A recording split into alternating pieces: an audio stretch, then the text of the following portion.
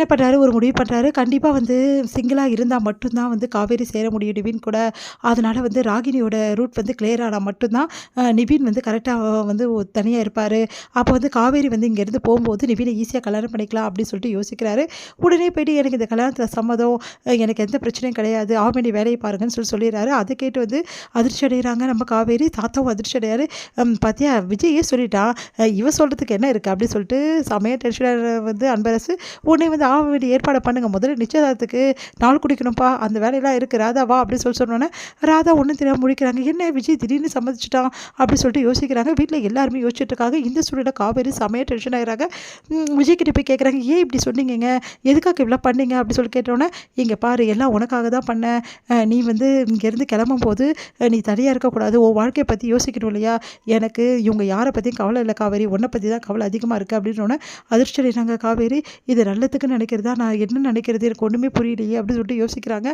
இங்கே பாருங்கள் நான் சொல்கிறத கேளுங்க அப்படின்னோடனே, இங்கே பாரு காவேரி, நீ நல்லா இருக்கணும் காவேரி, எனக்காக நீ எவ்வளோ பண்ணிட்ட, அதனால் இது உனக்காக நான் பண்ணுறது, பரவாயில்ல, எந்த பிரச்சனையாக இருந்தாலும் அதை பசுபதி கிட்ட நான் ஹேண்டில் பண்ணிக்கிறேன், நீ கவலைப்படாமல் இரு, நீ சந்தோஷமாக இரு, எனக்கு அதுதான் முக்கியம், புரியுதா, நீ இங்கேருந்து போகும்போது நிம்மதியாக போகணும், நிவின் உனக்காக வெயிட் பண்ணுவான், அதனால் நீயும் நிவின் சந்தோஷமாக வாழணும் அப்படின்னு சொன்னோன்னே காவேரி பயங்கரமாக அதிர்ச்சி அடைனா, முதல்ல நிறுத்துறீங்களா அப்படின்னு சொல்லிட்டு கத்துறாங்க. நான் வந்து என் வாழ்க்கையை வந்து நான் நிவின் கூட வாழ்வேன்னு உங்ககிட்ட சொன்னேனா, ஏங்க இப்படிலாம் பண்ணுறீங்க புரிஞ்சுக்காமல் அப்படின்னு சொல்லிட்டு அழறாங்க. உடனே வந்து விஜய் வந்து சொன்னால் கேளு காவேரி, நீங்கள் முதல்ல சொன்னால் கேளுங்க, என்னை புரிஞ்சுக்குங்க அப்படின்னு சொல்லிட்டு அங்கேருந்து போகிறாங்க. உடனே வந்து யோசிக்கிறாரு விஜய், ஏன் காவேரி இப்படி பண்ணுறா அப்படின்னு சொல்லிட்டு. அடுத்து வந்து விஜயை நினச்சி காவேரி தனிமையில் அழறாங்க.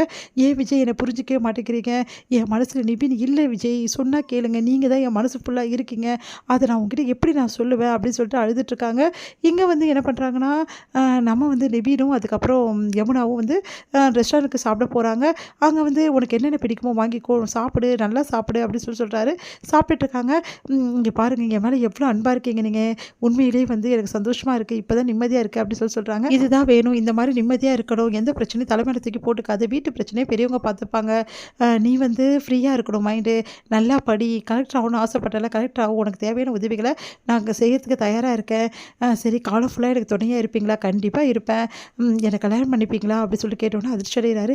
நீ என்ன சொல்கிற அப்படின்னு சொன்னோன்னே, இல்லைங்க உங்களை நான் ரொம்ப விரும்புகிறேன், உங்களே கல்யாணம் பண்ணிக்கணும்னு ஆசைப்படுவேன், காலம் ஃபுல்லாக நீங்கள் என் கூட துணையாக இருக்க முடியுமா, என்னை கல்யாணம் பண்ணிக்க முடியுமா அப்படின்னு சொல்லி கேட்டோன்னே, இங்கே பாரு வந்து யமுனா, இது வரைக்கும் நான் அந்த மாதிரி நினப்பில் உன்னை பேசுனதே கிடையாது, தயவு செய்து இந்த மாதிரிலாம் யோசிக்காது புரியுதா, நான் உன் மேலே காட்டுறது கருணை தான் தவிர காதல் கிடையாது, என் மனசை பற்றி உனக்கு நல்லாவே தெரியும், இப்போ வரைக்கும் என் மனசில் யார் இருக்காங்கன்னு உனக்கு தெரியும், தெரிஞ்சும் இப்படி பேசுகிறியே இது நியாயமாக இருக்கா, என்னங்க நியாயம் இல்லை, அக்காவுக்கு தான் கல்யாணம் ஆகிடுச்சுல, அதனால் வந்து நீங்கள் வேற ஒருத்தர் கல்யாணம் பண்ணிங்கன்னா என்ன தப்பு இருக்குது, இங்கே பாருங்கள் அந்த கல்யாணம் பண்ணிக்கிறவங்க நானாக இருக்கணும்னு ஆசைப்பட்றேன், இதில் என்னங்க தப்பு இருக்குது, இங்கே பார் நீ என்கிட்ட இப்படிலாம் பேசுறது ரொம்ப பெரிய தப்பு புரியுதா, வந்து நான் ஒரு சின்ன பொண்ணுன்னு உன்னை நினச்சேன், உன்னை நான் சாதாரணமாக தான் யோசனை பண்ணேன், இப்படிலாம் நீ இப்படி யோசிப்பேன் நான் நினச்சி கூட பார்க்கல, இதுக்கப்புறம் நம்ம பேசாமல் இருக்கிறது பழகாமல் இருக்கிறது ரொம்ப நல்லது, இதுக்கப்புறம் நான் உன்னை மீட் பண்ண வரமாட்டேன் யமுனா அப்படின்னு சொல்லிட்டு கிளம்புறாரு.